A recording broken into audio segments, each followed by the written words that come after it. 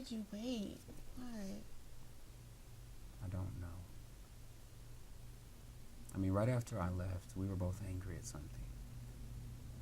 Then before I went overseas, it occurred to me that I might get killed. Or lose an arm or a leg or something. If I was your wife, I would have taken care of you. If I was your widow, I'd have honored your memory.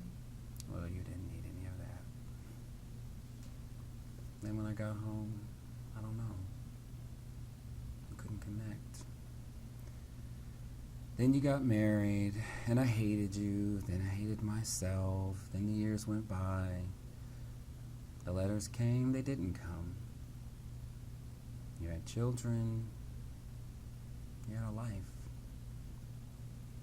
I could picture you here with friends and family. You never wrote much about your marriage. You never wrote a word about us. Neither did you. I know. I was afraid that the letters would stop.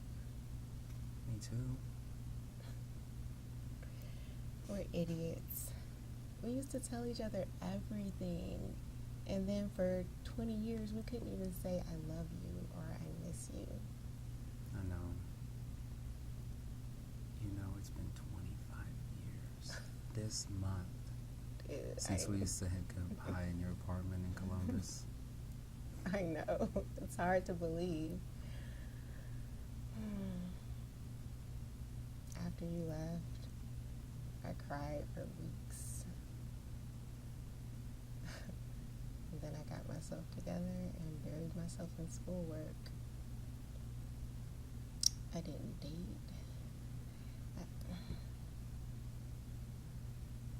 It's alright, really. Let me speak. So, I started to realize that I started getting angry at you. And when women get angry, they get spiteful. I didn't know that. Listen, so I started to see this campus shrink, and he was helpful. He told me that I started manufacturing an anger toward you because it was the only way I could deal with the possibility of losing you to another woman or to you possibly being killed. He told me that I really loved you and that I needed to tell you that. I don't remember that happening. Because you never got that letter. I ripped it up and wrote it again and ripped it up. I did that about a dozen times, and I realized I was still angry. I felt hurt, betrayed.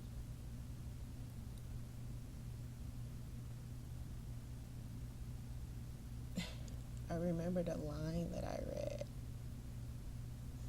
Men who are happy at home don't go to war. But even happy men can get restless. Well, you weren't there to tell me that. And when you called, you sounded distant. You too. I know. I hate telephones. So, I started to date other men. But I want you to know I never loved any of them the way that I still love you. In fact, not at all. I got dumped by all of them. They all had the same complaints. Annie, you're cold, stuck up, self-centered, selfish, and so on. I was none of those things. I was in love with another man. You don't have to tell me any of this. Yeah, I do. So, my cousin, she was getting married. And at her reception, I met Cliff Baxter. I heard that from someone who was there. I also heard from my mother that you got engaged to him and that I was a fool. Your mother was right, and so was mine. She told me not to marry him. The funny thing is, my dad actually liked him at first. Most men seem to like him, and women too. Women liked him because he had a new car every year. He had some charm and good looks. He still has a new car. Annie. So he asked me to marry him down on one knee, if you can believe that. I was flattered. I was feeling low about myself. I was stupid. Annie, why did you marry him? You have to say it. You have to know it and you have to say it.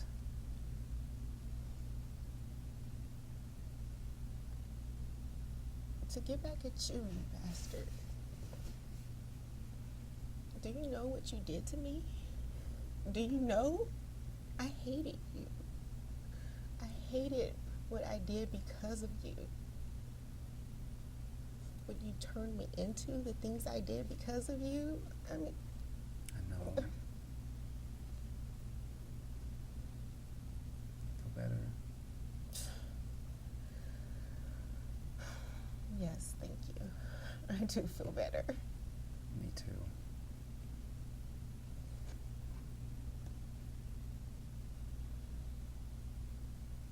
I don't hate you anymore. Maybe just a little bit. No. I'm upset with myself.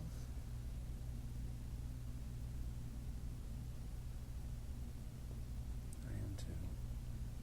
I'm upset with myself, but I think if we forgive ourselves, we can do it right this time. Are you sure you aren't still angry with me? For the way I treated you when you left for the army and for marrying Cliff? I was, but you know that. I came to understand it a little bit. I mean, we never wrote about it, but just the act of us writing and keeping in touch was our way of saying we both made mistakes. We both regretted what happened. And it was sort of our way of apologizing, forgiving and still loving without saying it in words. I'm glad that you brought it up, and I'm glad that you can still talk to me. I do.